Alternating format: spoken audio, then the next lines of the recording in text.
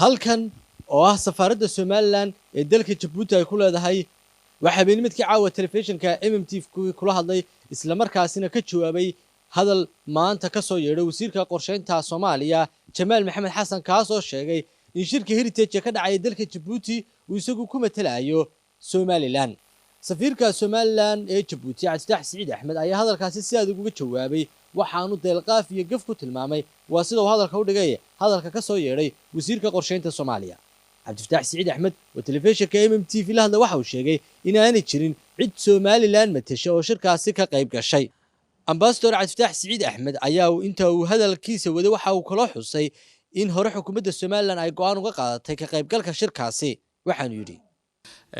xajirta Somaliland xukuumad baa matasha qaranka oo dadku ay doorteen golayaal qaran baa jira cid kale oo matali karaysa haba yaraatee ma jirto ninka iska hadlayna waxaan u arkaa inaan habeen aan jirin maxaa hay'ad Soomaalidu waxay tiraahdaa nin daad qaada xumba cuskay marka anigu waxaan u arkayaa kuwa moogtahay u shaqo tagay haddana sheeganaya deegaanada Somaliland oo runtii waan ognahay ninkaasi waliba dhibaatada uu ku hayo qaranka Somaliland meel walba waraaqo u qoray mucaawanooyinka leeyahay Somaliland laga joojiyo dhaqaalaha sidaas la eg marka waxaan u arkaa runtii dambi qaran runtii in lagu qaado ay tahay oo runtii meelahan goboladan uu sheeganayna runtii aan iman karin sida maanta wariyaha weydiisay Luqmaan inaanu xitaa gobolkii Sanaag uu sheeganayay inaanu runtii maanta aan caasimadeeda aanu iman karin Somaliland meel kamid ah aanu iman karin waana ayaan daro isaga iyo kuwa la midka maalin walba inay runtii ku riyoodaan Somaliland baa matalna caalamka meelaha marba dawarsi oo la tagaan waanan ognahay isaga iyo rag badan oo kale runtii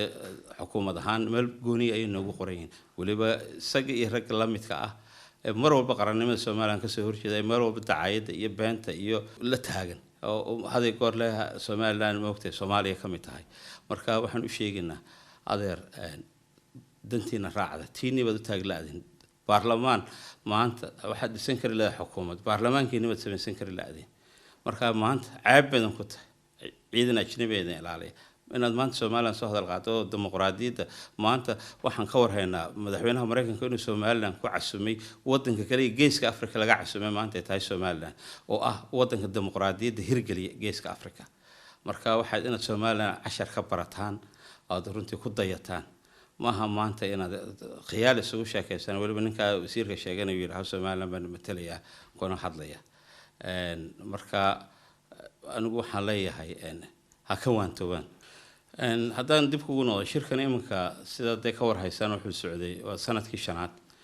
xukuumad ahaan anu marna kama aanan qayb galin waxaa jirta shuruuc baa jirta golayaasha qaranka oo soo saareen 29 Oktoobar 2003 labada gole cidda kaliya matali karaysa masiiriga arrimaha masiiriga Somaliland waa xukuumadda markaa jirta ee la doortay ciddaasoo kaliya matali cid kale maanta matali karaysa ama shirkan ahaado ama shirar kale ahaade ma jirto xukuumadda anagu marna kama aanan qayb galin anigu 5 sanadood ba halkan aan joogay xukuumad ahaana wax masiiriga Soomaaliya arrinkan ugu jira haba yaraatee ma jirto waa niman isku imanaya sanadkii mar aan waxaan af Ingiriisiga lagu yiraahdo talking shop iska hadal oo maalinba hadaa qeyr soo saaray sanadkiiba mar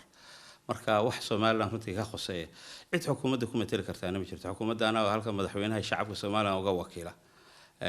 go'aan horena waan ka gaarnay in shirarkan noocan oo kale xukuumadda laga qayb galin marka taasan ku sheegaya Luqmaan Maxamed Faarax iyo Sakri Saciid MMTV Djibouti